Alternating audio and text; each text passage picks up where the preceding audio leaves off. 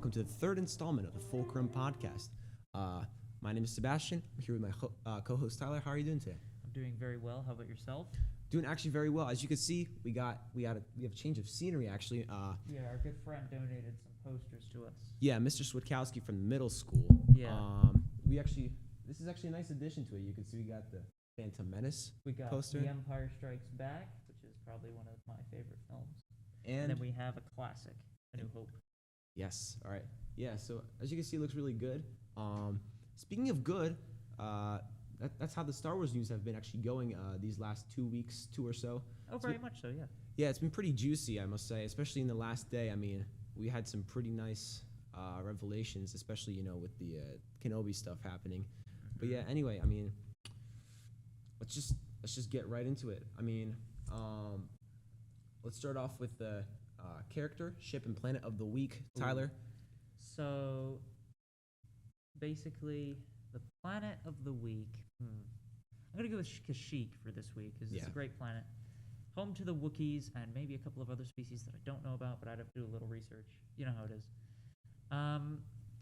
The ship of the week would be... what would you choose? I'll probably go with the Millennium Falcon. Classic. Classic YT-1300 freighter. One of the best ships in the galaxy, if not the fastest. One of the fastest. And character of the week. Who would you say? Probably Revan. I'd have to go with Revan. Yeah. Would you mind telling us about Revan a little bit? I'm not too knowledgeable with him, but yeah. I mean, Revan, he's essentially, he has a really interesting character arc. He's in the he's kind of the old Republic era. Oh, I know that. Yeah. So essentially, he was a Jedi. He started off as a Jedi, and then during the Mandalorian Wars, he and Malik rebelled against. They didn't rebel exactly, but they went against the Council's judgment about going to war with the Mandalorians. More of a mutiny, really. Yeah, so he and Malik led a bunch of Jedi Knights, and they actually had a pretty successful military campaign, but something happened along the way that turned Revan and Malik to the dark side, and basically they helped kind of revive the Sith, essentially. And KOTOR, the game kind of takes you on a journey where you get to pick whether Revan can stay in the dark side and get redeemed, or just stay. Yeah, but pretty much that's pretty much it for the character, ship, and planet of the week. Well, we want to start off the news with the unfortunate passing of Alan Ladd Jr. Now, Alan Ladd Jr., he was honestly, I mean, I think he's one of the integral parts to this franchise. He helped, essentially, like, move it along. So, you watched the Empire of Dreams documentary, right? Yes, I have. You remember who Al Ladd Jr. was, right? He's one of the writers. I remember that. He wasn't a writer. He was actually one of the executive producers at Fox. Oh wait, yeah, that's right. He helped push shows along, so he was one of the people that was responsible for. He was one of the people that actually believed in Star Wars. I remember now. Sorry, I was thinking of another person. Yeah. So Star Wars really, has him to thank for its existence a little bit. He was the one who believed in George at the start. Yeah. So yeah, we just wanted to put that in a little bit just to honor him. I mean, the next piece of news would be that the Bad Batch season 2 got delayed again. So Oh, it did? Yeah. It did. Well, not again, but it actually got delayed. So Why? the reason behind that is, well, if the catalogs and the magazines that were advertising it said that that it was going to arrive in the spring, but recently Redditor discovered that that changed, and now it actually from coming in spring changed to coming soon. So what are your thoughts on that? I mean, like, To be fair, even though I love Clone Wars style animated shows, and the Bad Batch is a continuation of that, it's the last piece of kind of the Clone Wars that we have that's still running, because it's got the art style, the season 7 art style, and it precedes it directly. But what I think about that is I'm a little disappointed, but I'm more excited for Kenobi, personally. Yeah, I mean, I'm a bit bummed out as well. I mean, Bad Batch was a pretty good show. I wasn't a fan of the finale. I feel like it was a little bit slow and it was a little bit underwhelming in my opinion. Should we give a spoiler review? Yeah, sure, why not? So why don't you kind of just tell us what happened? Basically, some Venators fired upon Tapoka City, and that's really it. Yeah, yeah, it kind of ended really like that. But yeah, Tapoka City was, it's a city in Camino, right? It's actually the main where part. the Kaminoans do all their cloning and their business and where they live. Yeah. So yeah, the vendors essentially destroyed that. So that's canon now. Camino's just gone. And would you mind giving us like a brief recap of the season 2 finale, just what happened? Of Bad Batch. So, season 1 finale. I apologize. Yeah. Basically, it's been a while since I've seen it, but from memory, I believe they all find out where they were born. Omega talks to them a little bit. You know, it's Omega. They run into Crosshair, whose inhibitor chip is like, he's sort of in the dark and in the light. He's sort of in between. He's like that. It's like that occurrence of when there's on half the side of it there's night and on the other side there's day, which can happen. I've never experienced it, but you can literally walk in between the 2 time zones. That's awesome. Cool. Yeah. But it's like Crosshair is in that. So he's got 1 foot in the dark and somewhat of a pinky toe in the light. Or well, yeah, but a little more than a pinky toe. Yeah, so just a bit of background on the Bad Batch. They're a set of, I believe, 5 clones, right? About 5, yeah. Yeah. Crosshair, Wrecker, Tech, and Hunter, but then Echo. Yeah, Echo joined on later. Yeah. You know. So yeah, essentially they're all clones that have genetic mutations that were kind of they were kind of meant to be that way. The Kaminoans were kind of testing out. Testing out the genes a little bit. So yeah, they've each got a genetic mutation that favors them in a specific field. So Hunter, for example, he has super fast reflexes, and he's kind of the superhuman when it comes to his senses. So like taste, smell, and hearing, because he can detect radio frequencies and stuff like that. And he's an expert tracker. Wrecker, he's kind of the equivalent of a Hulk. He kind of just like he's not invincible though. Yeah, he's not invincible, but he just likes to go in and just, go into a fight and just smash everything. I mean, that's kind of his mentality, honestly. Yeah, he's just this big, overgrown clone in just this. Yeah, he's just this overgrown clone that they just put in a vat. Now Crosshair, he's kind of like he shows off. Yeah, he shows off a lot. He's this sniper. Yeah, he's a sniper. Tech, he's just really gifted in the mind. Yeah. And Echo, he's a regular clone, but the Separatists actually kidnapped him during the Citadel. The Techno Union did too. Yeah. And they experimented on him and we all thought he was dead and up until season 7. Yeah, he's kind of like this database in a certain way. But yeah, it's kind of disappointing because, There was a good little joke though when spoiler alert, there's sisters from the Ahsoka's arc in season 7. They show up in Bad Batch, and is there an Echo in the room? Yes. Yeah, that was pretty funny. I actually laughed at that. I remember that moment. Yeah. I mean, next bit of news. I mean, why don't we just go at it? Is this Star Cruiser Hotel? So it's not doing well. Tyler, are you like familiar with how it looks like in pretty much everything? I've seen bits and pieces. I've seen pictures and some videos. I saw what's his name? Adam Goldberg, yeah, but the actor go in there and take a little tour. Mm-hmm. I personally think it looks great, but there are some small offsets. But the thing that I would do if I were there, if they had it, lightsaber training, because that's the one thing I want to do. Yeah, they do have it. They do have it for a little bit there, but like, so essentially what it is, it's like this overnight little camp thing. So actually I have a graphic right here showing all the prices. So it's pretty ridiculous, actually. That's why it's been catching flack with a lot of fans recently. So if you look at it, essentially you stay there for 2 nights, right? Yeah. And I mean, it's so pricey, and it's just ridiculous. It really just, a lot of people feel like it's for rich people. I mean, essentially, you got 2 guests per cabin, and that's $1,209 per night per guest. That is unreal. I mean, like, have you ever seen prices like this? It's unreal. Not for an attraction, but for like collectibles, yeah. Yeah, but that's just ridiculous. It is. And that's only for 2 people. So the total is 4,809. That's the whole entire total. You did the math, didn't you? No, it says right there. But for Oh, yeah, for no. 2 nights for 2 people, it's $4,809. Like who do you expect to pay that?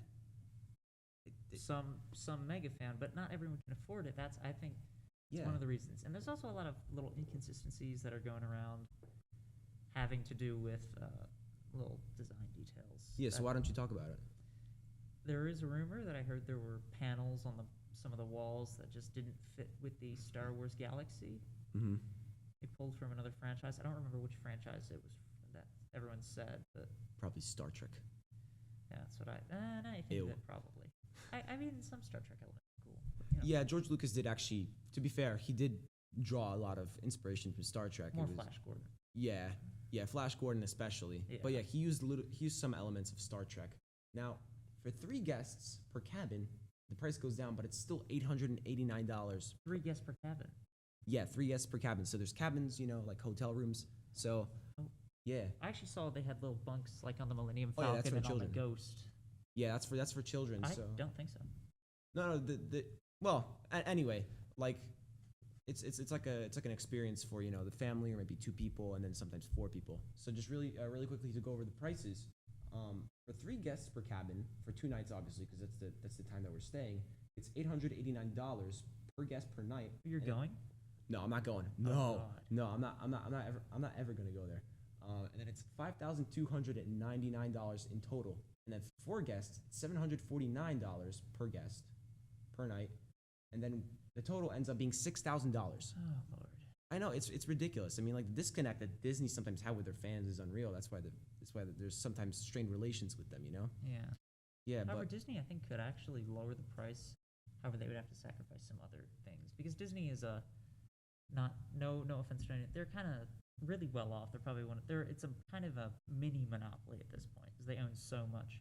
I yeah, think they could pay for a lot of the things with some of their stockpiled money. yeah. Like, do you have maybe just ideas on your own? Like, what would you like to see from them? Like in an amusement park that's kind of centered towards fans more and that everybody could afford. If you go there, you could get 1 free legacy lightsaber plus a blade That's cool. per person because Disney's quite expensive in itself going there, and all the plane fees and all that. Mm-hmm. I think it would be kind of right, despite it wouldn't make sense, but it would. You would get to choose a legacy lightsaber if you go Yeah. to Galaxy's Edge. That'd be for free. Yeah, that'd be pretty cool. I mean, any places you'd like to see there? I really would like to see. I've always had a fascination with hangar bays, like Imperial Mm. hangar bays. The First Order ones are okay, but I was hoping to see at least some of one. Yeah, that's Maybe, definitely cool. Yeah, maybe Scarif because I really like Scarif. It's really cool. And the Mhm. bridge of a Star Destroyer, that would be cool. Yeah, like I would say something maybe like make it because currently I think it's Batu, right? Yeah, it is fun. Yeah, although it is cool. I mean, it's surrounded around the sequels too much. They're not honoring the legacy characters and legacy episodes like they would have. Well, they have little hints of them. Yeah, but I would honestly, like for me personally, I would include planets from all trilogies so all fans can feel, True. some kind of like they can be honored. So Why don't they just put it on?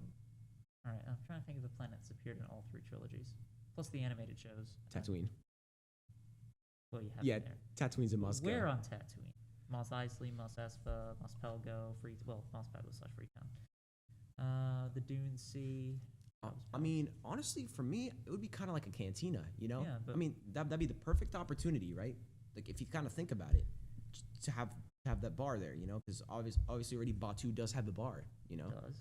Yeah, so you can have like a little cantina where you have guests everywhere and like costumed like actors walking around and engaging you. Mhm. So I feel that'd be pretty cool. Like you can get served blue milk there. Huh. Yeah. I can't drink the blue milk. Yeah. Lactose intolerance. Yeah. Yeah, I get you. And food coloring intolerance. Yeah. I mean, other than that, I mean, they could probably serve something like soda or regular drinks Oh there. yeah, they do. We actually we liberated some of the soda bottles. Pretty cool. They got Yeah. Arabic writing on them, Oh, that's cool. and Yeah. they're like potion bottles, they're round. That'd be cool. Like kind of like a mystery cocktail or something. You know? No, no. They're just. It's like they redesigned all of or the big soda companies like Coke, Sprite, whatever you give, like whatever you have. Hmm.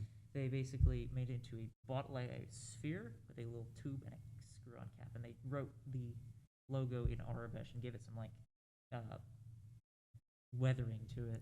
That's cool. Yeah, it is. Yeah, it definitely adds to that feel, I would say. Oh yeah, it does. Yeah, and then like I would include planets like maybe Mustafar or something where you walk into a room and it's like super hot, you know, kind of like Or- with that lava. Yeah, they could have a. You can't. What happens if they didn't allow actual currency? You had to exchange your currency for credits. I mean, honestly, kind of. Well, iffy on that, but that'd be Yeah, I'm kinda I'm a cool. little iffy on that. I would still use regular money, but like maybe you can get credits for like just like maybe like an arcade section or something. Fair enough. Yeah, poster. Oh Yeah, no, the poster. yeah. But anyway, yeah, that's pretty much it. Like, I mean, there's a lot of room to improve. We're not going to go into everything because Disney does need to work on itself a little bit. But I have hope for it though. yeah, same here. I mean, I feel like it'd be a good start, you know, because there's actually a rumor going around that we actually had an insider come out of like, yeah, they came out and actually said that we originally had a big amusement park planned like Tatooine, I heard about that. Hoth, Mustafar, and Kathleen Kennedy just canceled it and made it Yeah. made it Batu. So yeah, a lot of fans didn't appreciate that because you know most of the fans, the sequel trilogy, it's ill received by some fans, and you know those fans are entitled to feel what they want. And You know, yeah. actually, I think they could have kept. I think there is a solution if they removed the First Order and put in the Empire, because I know the Empire. There were some Imperials stationed on Batuu. Oh, before A New Hope, I think 2 BBY or 4 BBY. That's cool. I never heard that. Yeah, the Thrawn Alliances novel proves it. Oh, Because that's Anakin and Thrawn met up there, and then Vader and Thrawn went there later. that's cool. So that's actually like a little backstory. So yeah, Yeah. was that when Thrawn? That was in during the Clone Wars, novels. right? Late Clone Wars. Yeah. So give us a little bit of like a lore background on that. Like I what didn't- exactly? I didn't read it yet. Oh. I'm pending. Actually, I think I'm listening to it on Audible. Yeah. Not sponsored. Yeah, but You know, it's basically just a little tidbit of lore. It's just how Thrawn and Anakin met, trying to Mhm. find Padme, and then later Vader and Thrawn go to find and shut down an insurrection. I believe. If I'm wrong, you can always tell me in the comments. do you remember that one time Vader and Thrawn they actually were meeting in an elevator and Thrawn kind of trolled him a little bit? Remember? Do you know what I'm talking about? Thrawn, Yes. because a little background. Thrawn is a Chiss, right? Yeah, he is. Yeah, so their species are usually blue skin. They're usually very, very good looking, like you know, the symmetrical face. Chiseled, Yeah, like I'm- Squidward, kind of chiseled Squidward. yeah, that meme. Yeah, but yeah, they're gifted with amazing genetics, and Mhm. yeah, they're blue skin, usually like a blackish blue hair. I'd say so. Yeah, and red eyes. Yeah, So they can see some infrared, I believe. yeah, so Thrawn, just a little background on him. He's an admiral for the Empire. Yeah, and also part of the Chiss ascendancy. Yeah, so he's this total mastermind. I mean, he's a genius. The question is, where do his loyalties lie? Truly, is it the Empire or the Chiss ascendancy? I would say I would say the Empire, or at least from the Timothy Zahn trilogy that I read. You know, with I think it was Heir to the Empire, Dark Force Rising, and the Final Command. Thrawn seemed pretty hellbent on rebuilding the Empire. He was pretty loyal to them, I would Yeah. say. Yeah. The Imperial Remnant. To be fair, Yeah. they're actually touching up on that nowadays with the Filoniverse. Yeah. What is the Imperial Remnant? Would you want to elaborate on that? It's basically after Endor. I think after Jakku as well. Well, it started after Endor, but then after Jakku, things went into fully effect. Just factions of the Empire that are still around they're still alive. They're trying to survive. The New Republic is hunting them down. Everyone's hunting them down. This is after. So yeah, just a little context. This is after Return of the Jedi, after the second Death Star was destroyed, and after So, Battlefront 2, if you guys have played that. yeah. So the Empire was pretty much scattered. I mean, they were broken because I heard there were Star Destroyers versus Star Destroyers at one point factions fought each other at the Empire, which is kind of weird to see. I mean, I wouldn't be surprised, to be honest, because there was a power struggle going on, especially with Thrawn. I mean, he ended up being on top later. Yeah. He ended up, Of course he did. the main man. I Yeah. mean, he's literally a genius. Like he studies art. Yeah, he like, does. Yeah, art of the like Of he he's like he's a historian, art major in a sense, I think. yeah, If that makes sense. kind of like that. He's really well educated. Yeah. Wonder where. My question to you is: do you think his views of the Empire, if he was put in charge, if he was granted the rank of Emperor somehow, what do you think his Empire would look like? I think it would be actually more successful than Palpatine's in a sense. Yeah. Do you think people would like it? I would say yeah. He's definitely more reasonable than him. Although he's much more cold and calculated, and he wouldn't let the power get to his head. I mean, I don't think he always has a plan B, a plan C, and a plan D. He's always More one. than that. Yeah, he's always one step ahead of his enemy. I mean, the only person that's really a better planner than him is Palpatine, because Palpatine is obviously he's the most powerful being in the galaxy. It's At the just time, yeah. yeah, I just don't think his empire would be as I think he'd be better in the eyes of the people. yeah, definitely. He would be better in the eyes of the people. His empire wouldn't be as looked down upon by by regular citizens. Rebels would still fight them his empire, but I feel like he'd be much more valued by his men, because in that Timothy Zahn trilogy, he has a really good connection with the people aboard his Star Destroyer. That's kind of what people like to see in a leader. The Chimera, right? Is that his name? Star Yeah, the Chimera. Yeah, that's his personal Star Destroyer. It's like white, and it's got like these I saw. yeah, these brown glyphs painted on them. It's a really beautiful design. If you have time to look it up, I would look up Thrawn's Star Destroyer. Yes, I believe it's Yeah. an Imperial 2 class, but in Rebels it was an Imperial 1 because due to the era. Yeah. The ships were produced. There were more advanced versions of ships being produced as time went on. Yeah. So, yeah, that's pretty much. I mean, we can move on to the next Right. next subject, which actually is about Kenobi. I Ooh, mean, today yes. we've had two exciting things happen, which were the first they dropped the Kenobi images that kind of gave us screenshots of the show going on, and then the trailer dropped. Now we're not going to spoil the trailer for you, but no, we're not. all we're going to say is it's amazing. Yeah. So if we can open that really quick, pretty much. I mean, it's pretty awesome that they're giving us this sneak peek. So right off the bat is this promotional poster. We see of Obi-Wan Kenobi holding his signature lightsaber. Yes, his third lightsaber hilts. Yeah, Probably my favorite of the three. yeah. That's fun fact. Luke actually based his lightsaber design off of it. Because Obi-Wan kept everything in his journal with the schematics and everything. Yeah, he did. Yeah, and Luke actually was able to build off of that. That's the only reason he really got a lightsaber hilt. So you got the promotional poster right here, which is him up against the background of the Tatooine sun. Another fun fact, if you don't Yeah. mind. Luke, on the topic of Luke and Obi-Wan, Luke had 3 lightsabers. He had a mystery one in the comics. He had a yellow one. I think it was the Grand Inquisitor's, when he was a temple guard, his lightsaber. Yeah, He fought him in a cave and then took it. And then he had that until he built his new one. yeah. So the chronology for the lightsabers were obviously his father's lightsaber, Yeah. Anakin Skywalker's, which he had at the beginning of New Hope, Which was modified from Revenge of the Sith to New Hope. yeah. Obi-Wan did tinker with it a little bit. He gave it a T-ring and removed the Convatec clip and added some little paint job and he messed with the emitter a little bit. Mm-hmm. Yeah, and then Luke lost it obviously with that duel Yeah, with Vader on Cloud City, Yeah. where he gets his hand chopped off and it just fell down, and then never to be seen again in the saga. And I think an Ugnaught found it, then somehow it ended up in Maz's hands. Rey finds it. Yeah, and then of course for the sequels, Yeah, the it showed sequels. up again. So yeah, the first image that we see right here is just Obi-Wan, kind of he's rounding a corner. He's kind of hugging it, right? Yeah, he's like hugging the corner. Now, where do you think this is? Because I mean, we don't really get much background on it.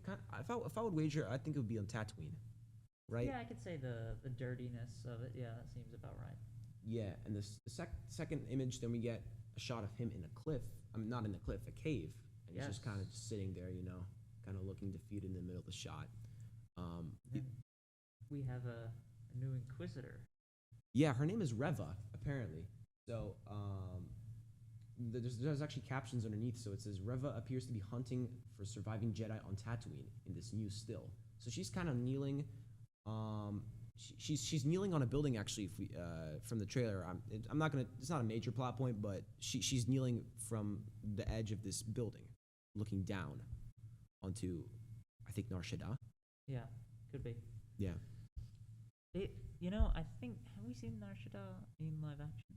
We have not. We've seen it in actually. We've seen it in KOTOR. Oh yeah, and yeah. I saw it in.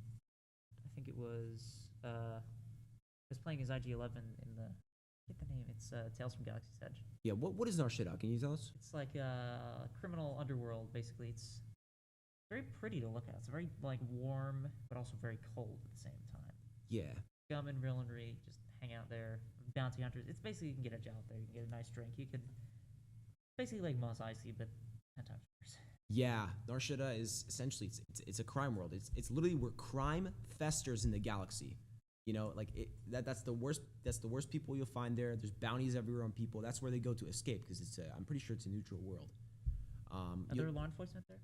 Oh, there is some law enforcement, but like the Empire doesn't really do much there. You know, because there's just so many criminals there.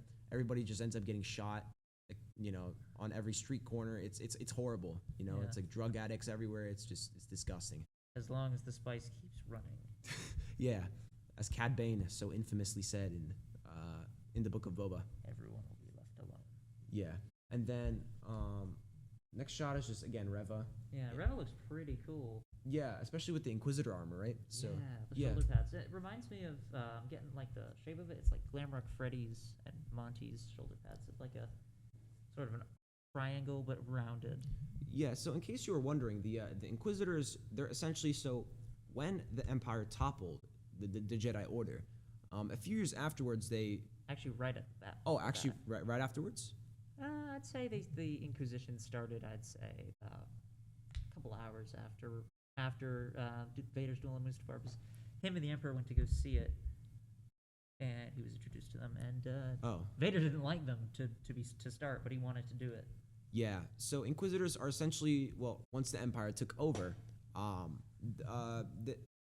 they're Jedi hunters, right? I mean, they are essentially just fallen Jedi that have been broken through torture, mental and physical. Yeah. And made to bend to the Emperor's will, and they were carrying out tasks throughout the galaxy, hunting the remaining Jedi, as probably we're going to see in this Kenobi show, because we've got Inquisitors and stuff. Yeah. So, yeah. It was Vader's Inquisition, and he tortured them for I think just all the time, not even for just failure. He just did it probably like a daily thing. Yeah, to keep the dark side going, because, torment and pain is the path to the dark side. Yeah, and anguish. Yeah. So these Inquisitors really never got a break. I mean, as bad as they were, they weren't that powerful though. Some were. Yeah, some were. They were mostly like dogs, and Vader was a grizzly bear. Yeah, they were kind of doing his bidding, but they were still hunting Jedi. They were good enough to hunt the remaining Jedi. Yeah. So if you want to take a chance, if you want to take a look at what the Inquisitors are, I would suggest playing the Fallen Order games, or even looking at the Fallen Order is Fallen Order, Rebels, some of the novels. Yeah, you can just look it up and you'll find pretty good information. Next image is Obi-Wan. Pretty much, he's feeding an EOP. Yes. It's like a little Tatooine native horse thing. And I don't think I would even describe it as a horse. It's pretty dirty and disgusting. It's hairless. In the next one, Uncle Owen and Reva are just having a stare down. Stare off. Yeah. So, Uncle Owen, do you want to tell us who he is? He's Luke's uncle. Basically, owns the Lars homestead with his wife, Aunt Beru. Wouldn't say. I mean, they're nice people, but they're also not. Well, Beru is, but Owen is a little protective of everyone, and Obi-Wan, he doesn't like Obi-Wan. Yeah. I mean, he does, but it's more of a kind of like he doesn't really like Obi-Wan. Yeah. So yeah, as you said, Owen he's the uncle of Luke. And You the know. owner of the Lars homestead. Yeah. So he's a moisture farmer on Tatooine because obviously Tatooine's a massive desert, Yeah, it is. and the main currency is water. People farm water there out of the air to make a living. And when he sees Obi-Wan, I mean, he knows he's not dumb. He knows that he was a Jedi. He's met him before. I think has he met him before? Yeah, when he actually dropped off Luke to them when he was first born at the end of the Revenge of the Sith. Yes. Yeah, so he knows who he is. He knows who Anakin was because Yeah. obviously he got to know him more personally. I think they're In Attack of the Anakin Clones. Yeah, I think there's some relation in like bloodline to them, but I'm not sure. Yeah, so Owen thinks that Obi-Wan is a bad influence on Luke because, he knows the trouble that the Jedi are associated with, and he doesn't want Luke to end up getting killed. Yeah, and then I mean, next one is probably Obi-Wan on Narshadow. He has those reflective neon lights. Oh, he does. Yeah. Yeah, that's pretty cool, and that's pretty much it for the images that we got. I mean, we can go into a little bit just to clarify for the There's audience. One more. Oh yeah, what's up? That's Yeah. from the last little things we got of Kenobi. Yeah. So. Yeah. There was a little concept art of Vader sitting on a throne, Mhm. which I thought was cool. Oh, like in his palace on Mustafar. Yeah, he was just sitting there. Being Yeah. very cool. Yeah.